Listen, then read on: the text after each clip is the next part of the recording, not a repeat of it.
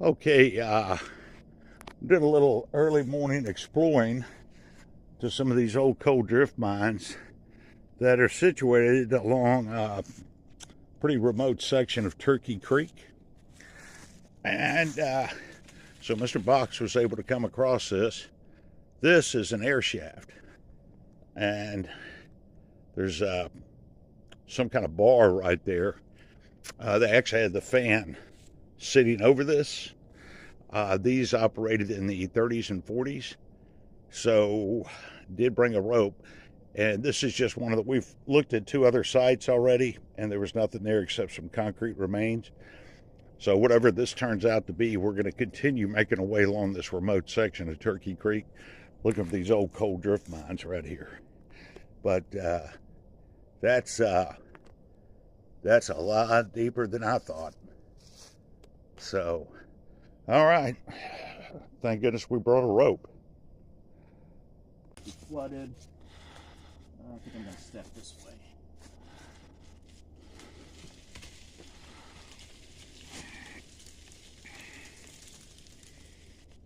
No, we don't have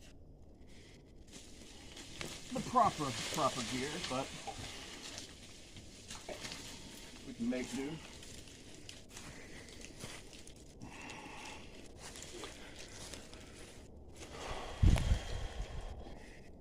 Ballistic film said this dates back to the 1940s. Yeah, late 30s, early 40s. These were coal truck mines.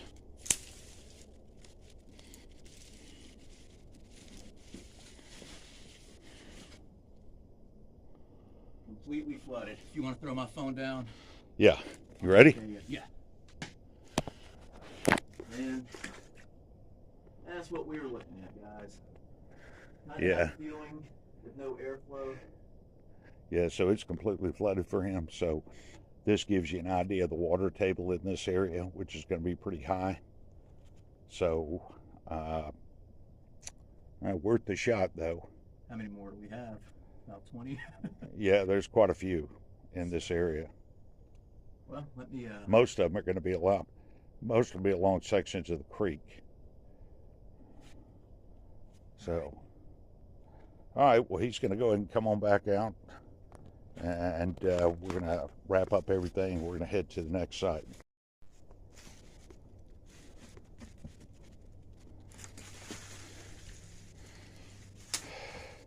Ain't no hole for a climber. Absolutely. Watch out for that thing, man. It's hanging on. I know. I'm using it. It's got some roots for me to step up on. For anybody else, that would be arduous. Look at that. We've been doing it so many years. Yeah. Well, that was worth the check, man, just to see. But it's a good thing. I always have a rope. That's not really the best rope because it's thin. You need a thicker rope, but it's lightweight to carry in a backpack. So, all right. So we've got quite a few more areas to look at along the creek, and we're going to wrap it up here and get back along the creek. Okay, so we have moving farther along the creek. Like I said, this is the best time of year to do this because of the vegetation. But Mr. Box is located another drift mine. How's it look? I'm going to have to get my light, but it looks like it goes. Not much headroom. Well, I'll stay outside. I'll be the bird dog for these things. I was going to say I can bird dog it to see if it right opens. That's impressive. Yeah, it's an impressive cover right there. Huh. Good size opening. Good top cover. So there's quite a few of these located along the creek. And it's doubtful we'll be able to get to all of them today because, you know, you're looking at about 1.5 miles up the creek one way. But we're going to give it a shot. So he'll go in there in just a minute. See what it looks like. It's a good size opening. Totally collapsed right here. Okay. Evidence of no airflow. All right. Looks like we have a sandstone top. You know, that's always hit and miss with those sandstone tops. All right. All right, guys. So 0 for 2 so far. All right. Well, at least we're locating them. Absolutely. All right. Okay, we've got the creek down below, and we've got another one situated right across the creek here. So might have to go right down here to get up to it, or down over here. But that's another opening right there. So like I said, you had your little tramway beds that ran parallel along the creek. And like I said, they keep going for about 1.5 miles. So, all right, we may, I tell you what, we may stay on this side, table that, and come back later instead of crisscrossing. And that's probably what we'll do. We'll stay on this side and then come back on the other side. Potentially what used to be the manway, I'm assuming there. And as well as something up here on the right. Right there, there's a big cinder block wall. So we're gonna forward over here, where Mr. Box is. We'll get up over here. We've checked out as many mines as we can over here. The other drift mines are going to be on this location because of the height of the ridge.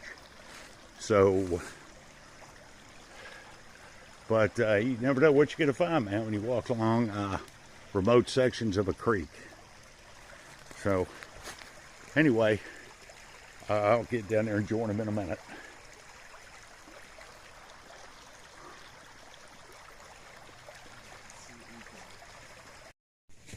Okay, so he checked that out. It was sealed and it's totally collapsed.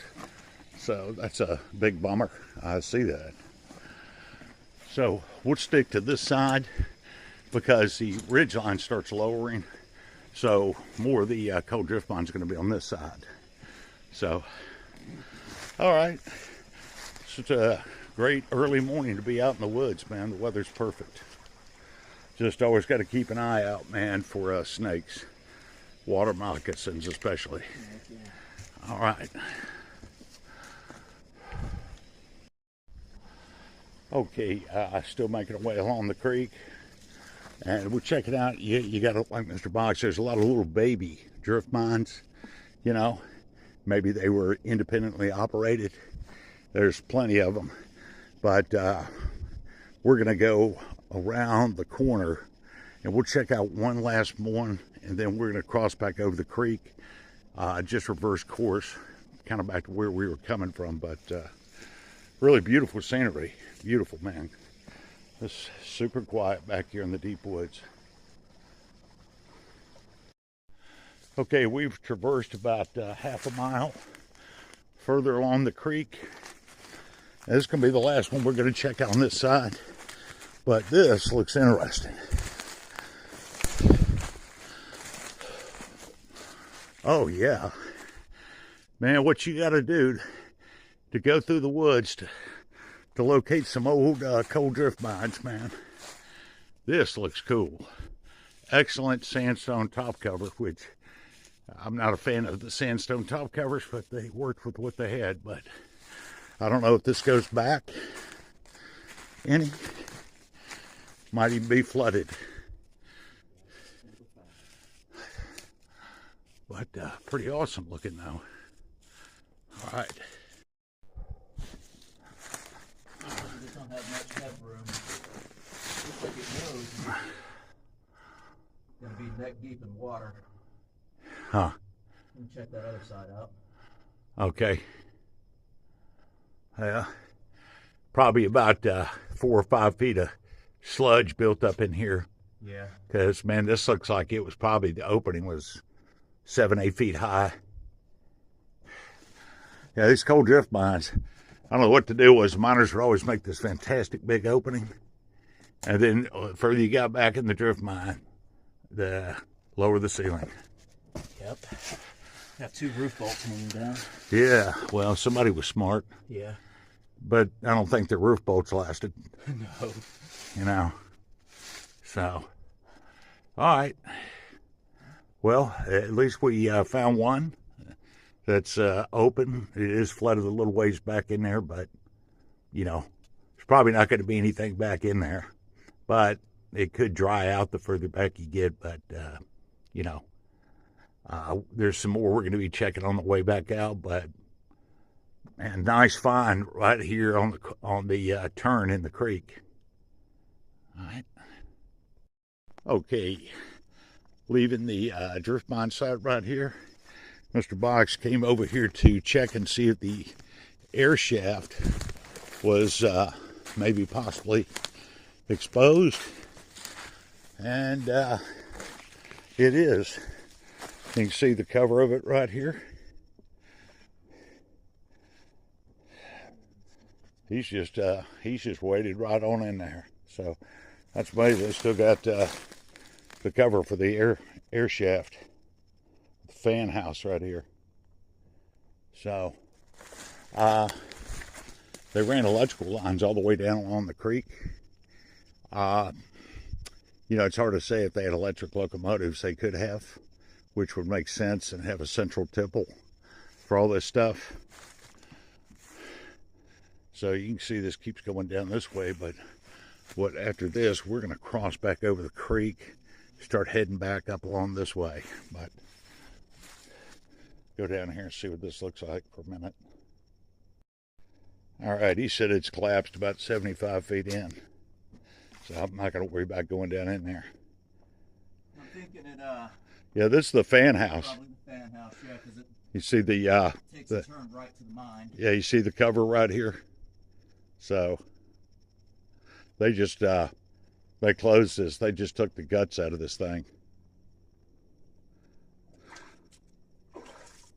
Yeah, I can hear you sludging. All right. Well, good find by Mr. Boggs right there. All right, so we're gonna start making our way back on the other side of the creek here in a minute.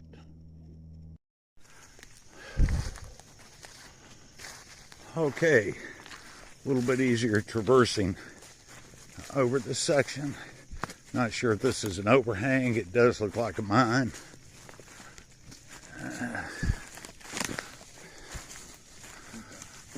Mine might be right here.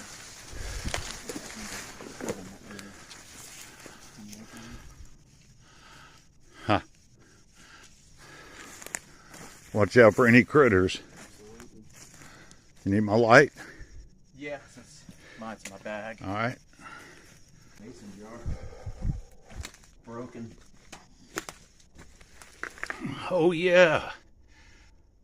Thin seam of coal. Man, you can smell the sulfur in here. Yeah, you can see all those timber supports back there. Yep. Probably had more.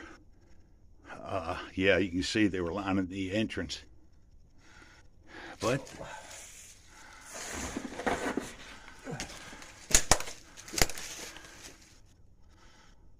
perfect place for a moonshine still.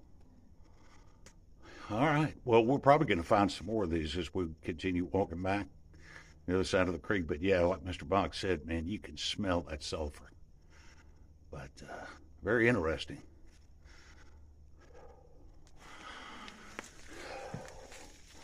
I was just kind of wondering, we got another little hole right here. Yeah. I'm not sure. Looks like it. Yeah, it's probably just an overhang. But anyway, like I said, there's probably going to be some more of these. Talk about it in a remote location. Wow. All right, well, we're going to continue the track on this way. Okay, this is the last sections of these mines that we're checking out along the creek here. Man, you can feel that cold air coming out all the way from here. And you've got a beautiful, beautiful overhang right here. So,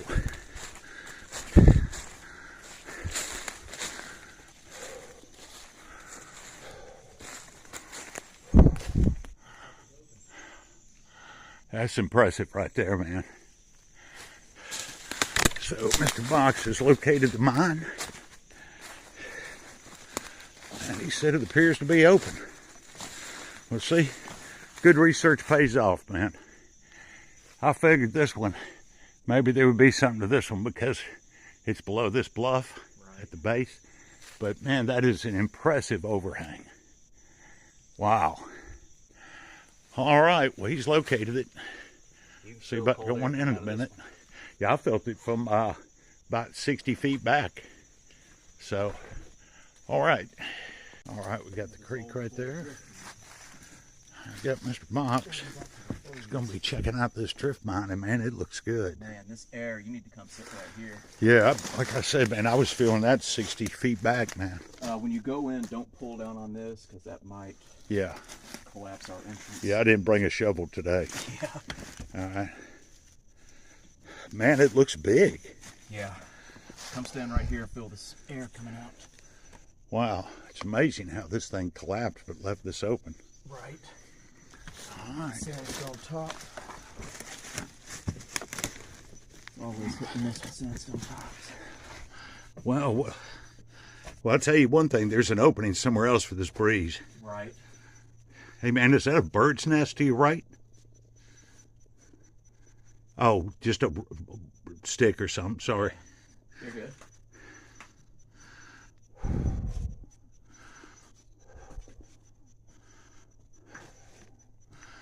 All right, man. I think you can barely see the coal seam right there beyond where my light is. It's just got a lot of dirt on it, mud. You can see where this mine floods, has flooded all the way to the top. So, all right, he's going to check that out. A foot at most. Got you. Okay, so he just went back a good ways. He said it's collapsed. But he said there's some smaller left, right adits that may be where the air's coming in from. So get out of his way here.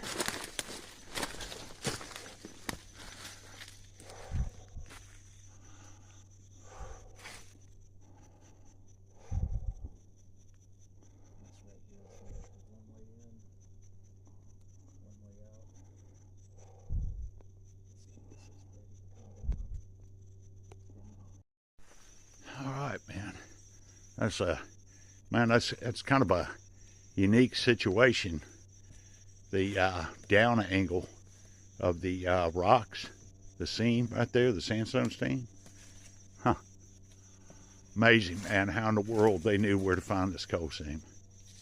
Well, all right. Well, good effort by Mr. Mox. Well, that's going to do it for this section along Turkey Creek, the remote section, and we're going to go ahead and call it a day on this one and hike on up out of here.